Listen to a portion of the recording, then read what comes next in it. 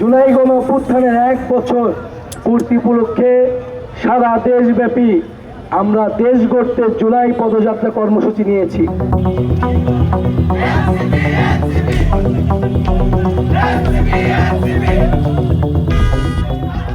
জাতীয় নাগরিক পার্টির আহ্বায়ক নাহিদ ইসলাম বলেছেন, জুলাই গণঅভ্যুত্থানের 1 বছর হতে যাচ্ছে। 1 বছরে আমাদের স্বপ্ন আশা ছিল অনেক। আমরা বলেছিলাম দেশ পরিবর্তিত হবে। বৈষম্যহীন গণতান্ত্রিক বাংলাদেশের স্বপ্ন নিয়ে মানুষ রাস্তায় নেমেছিল। দুঃখের বিষয়, সে স্বপ্ন পূরণ হয়নি। জুলাই গণঅভ্যুত্থানের 1 বছর হতে যাচ্ছে। এই 1 বছরে আমাদের স্বপ্ন ছিল অনেক, আশা ছিল অনেক। আমরা ভেবেছিলাম দেশ পরিবর্তিত হবে, যে বৈষম্যহীন গণতান্ত্রিক বাংলাদেশের স্বপ্ন নিয়ে মানুষ রাজপথে নেমেছিল।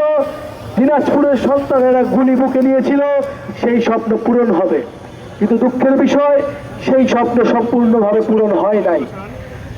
2024 সালের গণঅভ্যুত্থানের মধ্যে দিয়ে একটা ফ্যাসিস্ট স্বৈরাচারী সরকারের পতন ঘটেছে, কিন্তু একটা নতুন বাংলাদেশকে বিনির্মাণ করা এখনো সম্ভব হয়নি।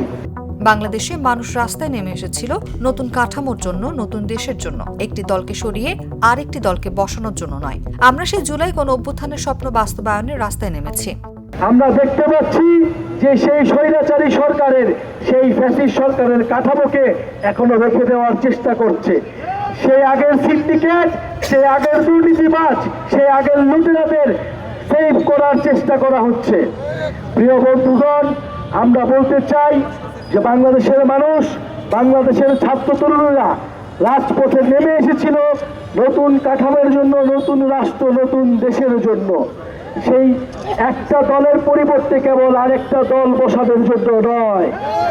শুক্রবার সন্ধ্যায় দিনাজপুর ইনস্টিটিউট মাঠে পদযাত্রা শেষে পথসভায় তিনি এসব কথা বলেন। নাহিদ ইসলাম বলেন, জুলাই ঘোষণাপত্র নিয়ে টালবাহানা করা হচ্ছে। বলা হচ্ছে জুলাই ঘোষণাপত্র হলে নাকি সাংবিধানিক ভিত্তি থাকবে না। জুলাই ঘোষণাপত্র অবশ্যই সংবিধানে যুক্ত করতে হবে। জুলাই ঘোষণাপত্র নিয়ে আমরা দেখছি টালবাহানা হচ্ছে। জুলাই সনদ নিয়ে টালবাহানা হচ্ছে।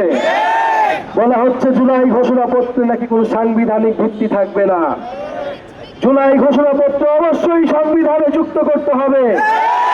এই জুলাই গণঅভ্যুত্থানে যারা অংশগ্রহণ করেছে, যারা শহীদ হয়েছে, তাদের মর্যাদা, তাদের স্বীকৃতি, যারা আহত হয়েছে, তাদের সকলের রাজনৈতিক নিরাপত্তার কথা থাকতে হবে এই জুলাই ঘোষণাপত্রে এবং বাংলাদেশের নতুন সংবিধানে। ইনশাআল্লাহ আমরা জাতীয় নাগরিক পার্টি আগামী 3রা আগস্ট শহীদ মিনারে এই জুলাই ঘোষণাপত্র সনদের দাবিতে আবারও গত বছরের মতো আবারও বিশাল জমায়েত হব এবং আমাদের প্রাপ্য আমরা এই অন্তর্বর্তী সরকার থেকে বুঝে নেব। ইনশাআল্লাহ দেখা হবে 3রা আগস্ট শহীদ মিনার।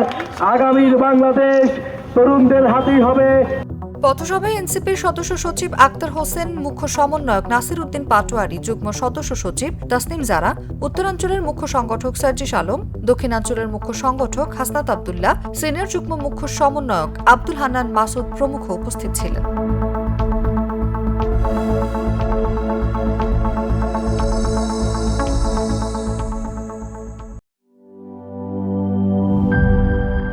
বান্ডেল থাকলে প্রতি সেনমানিতে টাকা বাঁচবে। বিকাশ সেনমানি বান্ডিল কিনে জিতুন প্রতি লেনদেনে।